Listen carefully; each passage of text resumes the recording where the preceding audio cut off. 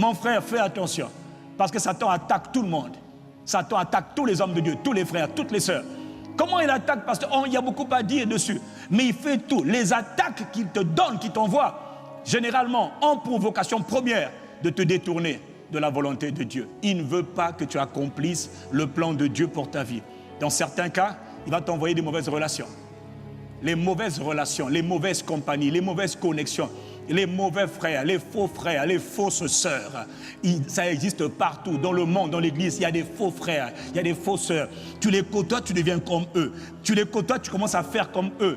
Tu te détournes du Seigneur. Ah, il a déjà gagné sa cause. Tu es encore à l'église, mais tu n'es plus en Christ. Tu es encore en Christ, mais ton cœur n'est plus en Christ. Tu es encore en Christ, mais ton cœur n'est pas passionné par la volonté de Dieu. Tu n'es pas dans la trajectoire que Dieu avait préparé pour toi. À cause de quoi? Les mauvais frères, les mauvaises sœurs, les mauvaises connexions. Est-ce que Dieu parle à quelqu'un? Dans certains cas, Satan va vouloir te faire dévier, de te faire détourner de la volonté de Dieu en passant par les faux mariages, des mauvais mariages. Et les mauvais mariages, tu épouses le mauvais gars, la mauvaise personne. Frère! Ah! Voilà pourquoi ces choix de mariage-là, c'est des choix stratégiques. C'est des choix divins. Il faut épouser quelqu'un qui correspond au plan que Dieu a préparé pour toi-même. Voilà pourquoi c'est mieux de se marier. C'est vraiment mieux de se marier quand tu commences à apercevoir que tu n'es pas appelé à être n'importe qui, tu n'es pas appelé à faire n'importe quoi, n'importe comment, que tu es différent et que la grâce de Dieu est sur toi et que tu accompliras la volonté de Dieu pour ta vie, que tu refuses de faire comme monsieur tout le monde. Madame, je refuse de faire comme madame tout le monde. Monsieur, je refuse de faire comme monsieur tout le monde. Je suis un enfant de Dieu. Je suis appelé à faire la volonté de Dieu. Père, que ta volonté soit faite dans ma vie. Je refuse de vivre comme tout le monde. Mieux vaut te marier quand tu as déjà accepté ce genre de mentalité. Ne te marie pas quand tu es en train de chercher les minettes. Oh, elle est mignonne celle-là. Oh. Et n'épouse pas le gars quand tu dis il est mignon. Oh non, ce n'est pas le critère. Le critère, c'est est-ce que toi, tu as compris? Est-ce que tu es sur le point de comprendre ce que Dieu veut faire de toi? Est-ce que tu vas m'aider à devenir ce que Dieu m'avait appelé?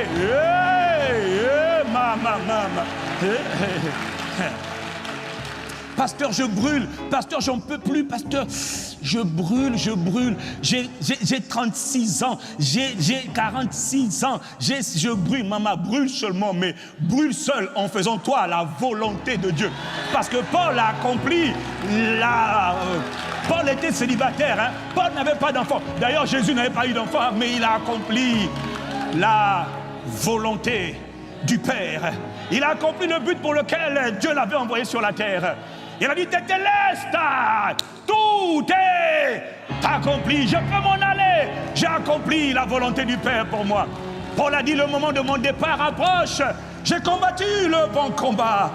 J'ai combattu pendant toutes ces années de vieillard. Je suis vieux maintenant.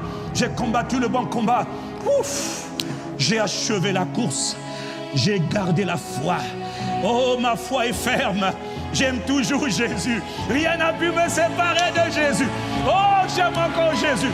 On m'a tapé, on m'a fait souffrir, on m'a molesté, on m'a accusé, on m'a persécuté. Moi, Paul, je viens de Tarse, mais j'ai combattu le bon combat. J'ai achevé ma course. La couronne de gloire m'est réservée maintenant. Le Seigneur me la donnera. Ouf, ça a été dur. J'aurais pu chavirer à gauche, à droite. Mais par la grâce de Dieu, j'ai tenu bon. J'aime encore Jésus. Oh, moi-même, je dis un amen à ça. Ah oui, Satan a tout fait. Il n'a pas réussi à me déboulonner de la volonté de Dieu. Je suis Paul de Tarse. Waouh!